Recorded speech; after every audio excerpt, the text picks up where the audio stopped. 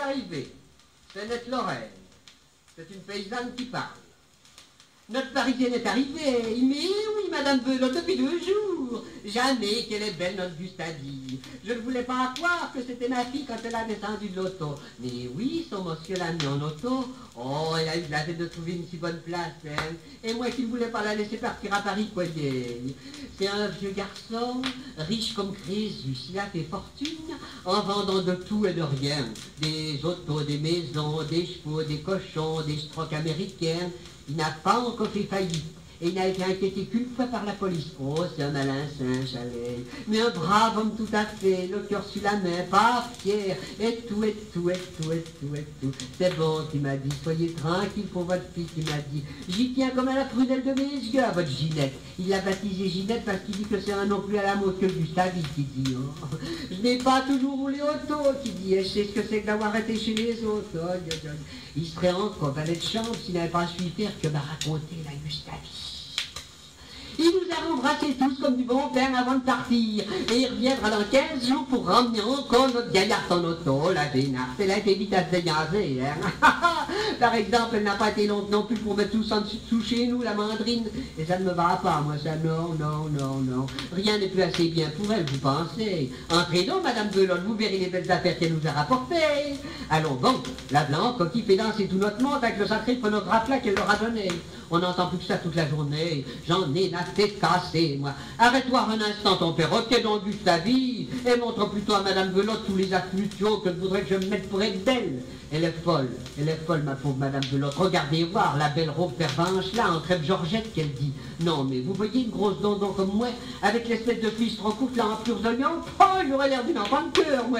C'est bon pour toutes les jeunesses d'aujourd'hui qui sont comme des planches à repasser, hein. Avec ça, elle voudrait que je mette les bas de soie crevettes là, et les petits souliers en peau de serpent comme elle a là. Ah ben, j'aurais vite une entorse. J'ai pas l'habitude des échasses, moi. Qu'est-ce que tu veux, ma pauvre Gustave? Ça ne me changera pas, non.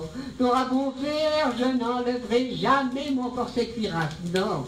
Ni ma chemise à manches en toile de gratte, non. Ni mon pantalon fendu en pilou festonné, non. Ni mon gros jupon en rouge flanelle, non. Pas plus que mon caraco en jersey qui me tient si bon chaud et ma jupe à la mode de la mère gigonne, comme te dit. Mais je grelotterai toute la journée avec tes combines et tes sous-ventrières. Non, tes soutiens-gorge en toile d'araignée, c'est comme le chapeau là. Je ne pense pas que ma grosse capote pourrait rentrer dedans. C'est bon pour ta tête de moineau, j'ai des cheveux, moi. Comme la belle Éléonore. Quand il n'y en a plus, il y en a encore. T'as déjà fait couper la moustache de ton père à la Charlot, et c'est du propre. Mais moi, tu ne me feras pas attendre à la garçonne. Ah non alors. Mais elle a bon cœur tout de même, la Gustave, elle n'a oublié personne. Regardez voir encore le beau sac à main là pour sa petite soeur avec la glace. Et tout le tralala pour se mâchurer le museau, un cinéma pour le gamin, le sacré phonographe là pour son grand frère, un briquet électrique pour son père et un évaporisateur pour moi. Je vous demande, c'est trop, c'est de l'argent jeté par la fenêtre, hein. Oh, joy. Et elle dit qu'elle nous enverra un petit citron pour nos étrennes, pensez. Et elle veut nous faire mettre le téléphone. Ah ben non, ça alors, nous n'en voulons pas de la mécanique là chez nous. Non.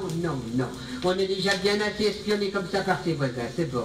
Et pourquoi pas la TSF pendant entier? Oh, tu nous agaces avec toutes tes manières, toutes tes artistes, c'est vrai, tu n'as plus que ça dans la bouche maintenant, la TSF, la radio style, la radio là, il ne manquerait plus que ça pour devenir tout à fait enragé. On en a bien trop de la TSF, les pétards l'ont installé chez eux à côté, alors maintenant toute la journée on entend Bistinguette chanter la Valencia, ou bien « Ah qu'il était beau mon village, mon Paris, mon cher Paris », ça te fait rigoler, toi, ça dit, te t'enlève pas de la royennole, de nous battre à la fin d'abord, je vois bien que tu ne te plais plus avec nous, t'es trop chic à présent, ça ferait un bêche. T'as tout le temps le nez pourri dans des romans feuilletons, ou bien t'es là à te frotter les ongles, que je te frotte et je te refrotte, t'as même eu tout peine de vouloir frotter les miens, moi, ma pauvre petite, eh bien, te le fera pas la police chez nous, non, nous n'avons pas besoin de sergent-major, et puisque t'es mise comme un sac de puce, eh bien t'as qu'à te retourner d'où ce que tu deviens, mais ça me fera le plaisir d'abord d'en mettre en ordre tout ce que t'as bousculé chez nous.